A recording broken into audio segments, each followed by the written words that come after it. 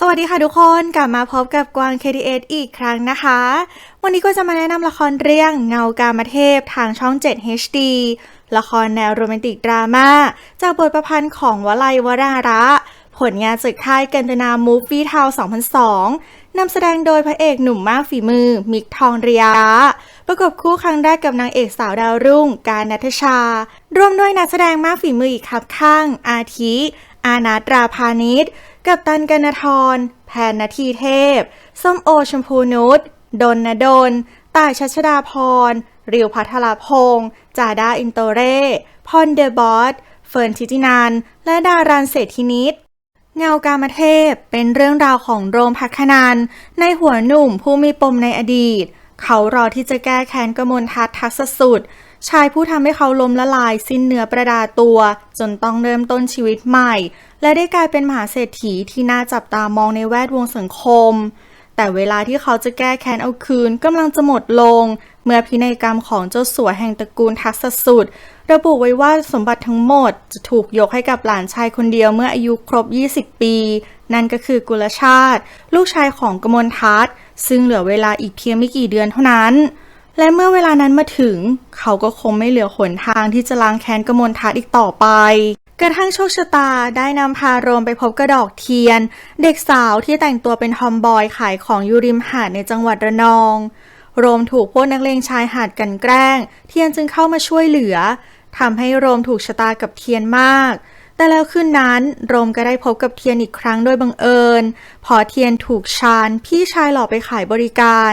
ทำให้เทียนต้องหนีการไล่ล่าจากทั้งชาและเสี่ยววิปริตโรมขอตัวเทียนไปอุปการะแลกกับเงินจำนวนหนึ่งซึ่งชานขอเป็นค่าตัวน้องสาว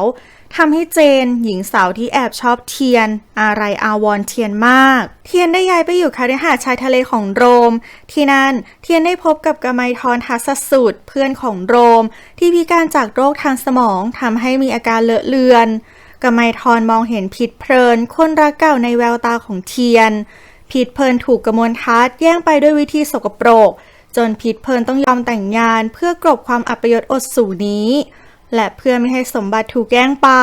กมลทัศน์จึงตัดตอนน้องชายโดยการสั่งให้สมุนไปตัดใส่เบรกรถจนทำให้กมัยทรเกิดอุบัติเหตุเมื่อกมัยทรได้เห็นสร้อยร้อยแหวนที่เทียนห้อยติดตัวตลอดความทรงจำของเขาก็เริ่มกลับมากมัยทรจำได้ว่านั่นคือแหวนประจำตระกูลที่พ่อฝากให้เขาเอาไปให้กมลทัศน์เพื่อรับขวัญหลานชายคนแรกเทียนเล่าที่มาของแหวนนี้กับทุกคนว่าแม่บังคับให้เธอสวมเอาไว้ก่อนตายและห้ามถอดเด็ดขาดเธอจึงรักแหวนวงนี้มากเพราะเป็นของดวงต่างหน้าแม่และพ่อที่ตายจากไปโรมจึงสอบถามประวัติเทียนอีกครั้งและพบว่าเทียนนั้นอายุ19ปีเท่าๆกับกุลชาติลูกชายของกมลทัศน์และผิดเพลินยิ่งกว่านั้นโรมยังได้พบว่าพ่อของเทียนคือคนสวนที่บ้านของกมลทัศน์ขณะที่กมัยทรก็แน่ใจว่าคนสวนคนนี้มีบุตรชาย2คนคือชาและชาติเพราะหลังจากที่เมียของคนสวนคลอดลูกได้ไม่นานผิดเพลินก็คลอดลูกตามออกมาในวันที่หลานชายของเขาถือกำเนิดครอบครัวของคนสวนก็พากันอพยพออกจากบ้านของกมลทัศน์จึงมีความเป็นไปได้ว่ากมลทัศน์จะสลับลูกสาวกับลูกชายกับคนสวนเพื่อจะได้ครอบครองมรดกทั้งหมดเนื่องจากในมรดกระบุว่าถ้ากมลทัศน์ไม่มีลูกชายก่อนอายุ35มรดกทั้งหมดจะตกเป็นของกมัยทรแต่ถ้ากมลทัศน์มีลูกชายก่อนอายุ35เขาจะได้สมบัติครึ่งหนึ่งก่อนโดยสมบัติอีกครึ่งจะได้เมื่อลูกชายอายุครบ20ปีบริบูรณ์เพื่อจะได้เป็นเครื่องยืนยันว่าตระกูลทัศสุดจะมีผู้สืบทอดจริงๆเราไม่อยากจะเชื่อว่าจะมีคนใจร้ายสลับลูกตัวเองกับคนใช้เพื่อเงินมรดกเขาจึงกลับไปยังละแวกที่เจอเทียนอีกครั้งพร้อมกับลากตัวชาญมาสอบถามแต่ชาญก็ยืนยันว่าเขามีเทียนเป็นน้องเพียงคนเดียวเมื่อเทียนไม่มีพี่ชายและอายุ19ย่าง20ในปีนี้ข้อสันนิษฐานของกมัยทรจึงมีโอกาสเป็นจริงได้และการที่โรมได้รู้ความจริงนี้ทำให้เขาเกลียดกมลทัศน์มากขึ้นขณะที่กมัยทรเองก็ดีใจที่ได้เจอหน้าหลานสาวที่พลัดพรากกันไปนานแต่กมัยทรยังไม่มีโอกาสบอกความจริงกับเทียนอาการของเขาก็กำเริบขึ้นอีกครั้งแต่ครั้งนี้กมัยทรไม่สามารถเอาชนะสังขารได้เขาจึงจากไปอย่างสงบหลังจากทนทรมานมานานหลายปีการตายของกมัยทรทำให้โรมยิ่งแค้นกมลทัศน์หนัก และหวนคิดถึงอดีตที่เขาพยายามลืมตลอด10 ปี เดิมทีโรมเป็นหนุ่มไฮโซที่มีกิจการบริษัทใหญ่โตที่กรุงเทพแต่เมื่อ10 ปีก่อนโรมโดนกมลทัศน์พี่ชายของกมลธรเพื่อนสนิทโกงจนล้มละลายหมดตัวและเหตุนี้เองทำให้มนทิราคู่มั่นของโรมจากเขาไปทำให้เขาอกหักยับเยินกมลธรทนเห็นเพื่อนสนิทโดนพี่ชายเอาเปรียบไม่ได้จึงทะเลาะกับกมลทัศน์ใหญ่โตและบอกว่าจะเปิดโปงเรื่องทั้งหมดทำให้กมลทัศน์โกรธจัดและคืนนั้นกมลธรก็ประสบอุบัติเหตุรถคว่ำทำให้เขาพิการทางสมองมาจนถึงปัจจุบันเราไม่เชื่อว่าอุบัติเหตุในครั้งนั้นจะเกิดกับความประมาทเพราะกมลธรตรวจสภาพรถตลอดก่อนการใช้งานดังนั้นคนอย่างเขาไม่มีทางปล่อยสายเบรกขาดแต่เมื่อไม่มีหลักฐานพวกเขาจึงเอาผิดกับกมลทัศน์ไม่ได้กมลทัศน์ไม่เคยยื่นมือเข้ามาช่วยเหลือกมลธรเลยโรมจึงพาเพื่อนสนิทมาอยู่ด้วยกันที่ภาคใต้บนที่ดินผืนสุดท้ายที่เหลืออยู่โดยเริ่มทำธุรกิจอีกครั้งจนเริ่มลืมตาอ้าปากได้ฐานะของโรมค่อยๆฟื้นตัวอีกครั้งแต่ร่างกายของกมลธรกลับยิ่งสุดหนักลงทุกวันดังนั้นเมื่อกมลธรจากไปโรมก็ยิ่งแค้นกมลทัศน์เขาพบว่าฝ่ายนั้นโหดเหี้ยมและอำมหิตทำร้ายและใจดำกับน้องในไส้แล้วยังเอาเลือดในอกของตนไปแลกกับลูกคนอื่นเพื่อทรัพย์สมบัติที่เป็นของนอกกายเรื่องของเทียนซึ่งเปรียบเสมือนฟางเส้นสุดท้ายทำให้โรมตัดสินใจใช้เทียนเป็นเครื่องมือและบอกกับอีกฝ่ายว่าเขารู้แล้วว่าเธอเป็นผู้หญิงไม่ใช่ผู้ชายอย่างที่แกล้งแสดงเทียนตกใจมากและไม่อยากกลับไปเป็นผู้หญิงตามที่โรมสั่งแต่เทียนก็ไม่กล้าขัดใจโรมเพราะกลัวว่าจะต้องกลับไปอยู่กับพี่ชายอีกเทียนจึงต้องจำใจเดินทางไปพบกับปารวดีน้องสาวของโรมที่แต่งงานกับเผ่าเทพในแพทย์ใหญ่ชื่อดังของภูเก็ตเพื่อฉุบตัวเทียนให้กลายเป็นนางสาวดอกเทียนปารวดีตกใจมากเมื่อได้เจอเทียนเพราะเทียนเป็นเด็กสาวที่น่ารักจึงไม่อยากให้เทียนต้องอยู่กับพี่ชายที่เย็นชาและวันๆก็อยู่แต่กับคนงานปารวดีจึงเต็มใจต้อนรับเทียนเธอสอนกิริยามารยาทสำหรับเข้าสังคมให้กับเทียนที่ปกติปลอมตัวเป็นเด็กผู้ชายมาตลอด19 ปีจึงค่อนข้างอึดอัดและทำพลาดอยู่บ่อยๆแต่ปารวดีก็ไม่ถือสากับเอ็นดูเทียนขึ้นไปอีกเมื่อเห็นเทียนชื่นชมโรมราวกับซุปเปอร์ฮีโร่เทียนพยายามตั้งใจเรียนรู้และรอวันที่โรมจะกลับมารับเธอกลับไปอยู่กับเขาระหว่างนั้นเองโรมพบว่าเขาเหลือเวลาอีกราวๆ3 เดือนก็จะครบกำหนดที่เทียนอายุครบ20 ปีเพราะถ้าวันไหนลูกชายของกมลทัศน์อายุครบ20เขาจะได้รับมรดกทั้งหมดซึ่งโรมจะต้องขัดขวางให้ได้เขาจึงคิดวางแผนเพื่อแก้แค้นแทนกมลธรด้วยการเดินทางมากรุงเทพเพื่อซื้อบ้านแถวชานเมืองเพื่อใช้เป็นที่พักสำหรับวางแผนเล่นงานกมลทัศน์การเดินทางครั้งนี้ทำให้เขาได้เจอกับมนทิราคู่มั่นเก่าที่บัดนี้กลายเป็นแม่ไม้มนทิราแปลกใจที่เห็นโรมกลับมาร่ำรวยอีกครั้งเธอจึงพยายามทอดสะพานแต่โรมรู้ทันและแกล้งทำเป็นรับไมตรีจากอีกฝ่ายเพราะหวังจะหลอกใช้มนทิราที่อยู่ในแวดวงไฮโซหลังจากจัดการเรื่องบ้านเสร็จโรมก็ไปรับเทียนมาอยู่ด้วยปราวดีตกใจที่พี่ชายจะย้ายไปอยู่ที่กรุงเทพและยิ่งไม่สบายใจหนักเมื่อรู้ว่าโรมกำลังจะวางแผนแก้แค้นกมลทัศน์ปราวดีจึงพยายามห้ามปรามพี่ชายแต่โรมก็ไม่ฟังและไม่บอกความจริงกับปราวดีว่าเทียนเป็นลูกสาวของกมลทัศน์และผิดเพลินปราวดีตัดสินใจจะไปอยู่กรุงเทพกับโรมแต่เผ่าเทพไม่สบายปราวดีจึงต้องอยู่ที่ภูเก็ตต่อ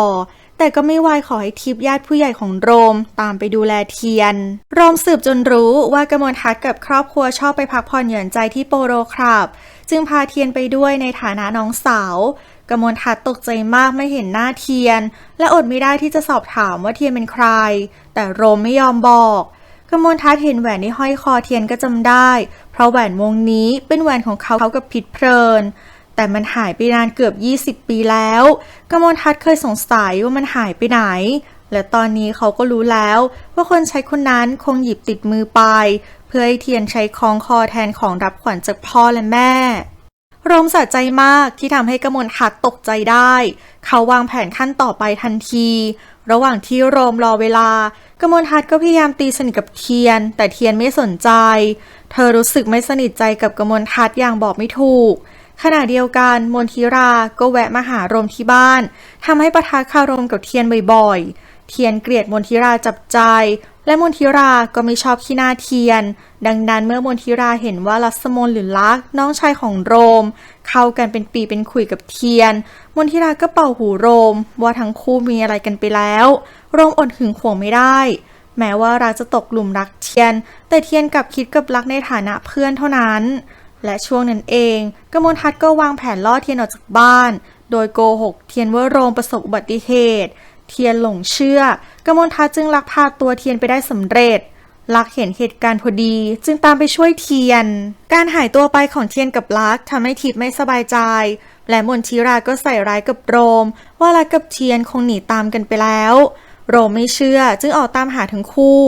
และระหว่างนั้นรถยนต์ที่กมลทัศน์พาเทียนไปก็ประสบอุบัติเหตุเทียนรู้ว่าโดนกมลทัศน์หลอกจึงหนีออกจากกมลทัศน์มากับลัก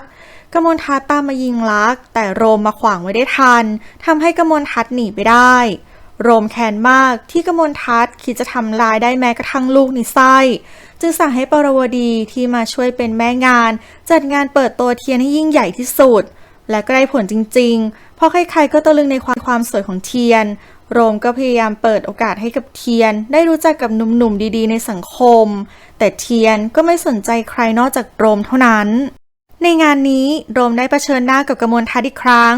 วันนี้เขาควงคู่มากับพิษเพลินและเทียนก็รู้สึกถูกชะตากับพิษเพลินอย่างมากขณะที่สื่อต่างๆก็สนใจการกลับมาของอดีตไฮโซหนุ่มหล่อกับน้องสาวบุญธรรมแสนสวยมากทุกคนต่างก็อยากรู้ว่าทำไมโรมถึงกลับมาที่กรุงเทพอีกครั้งและเทียนคือใคร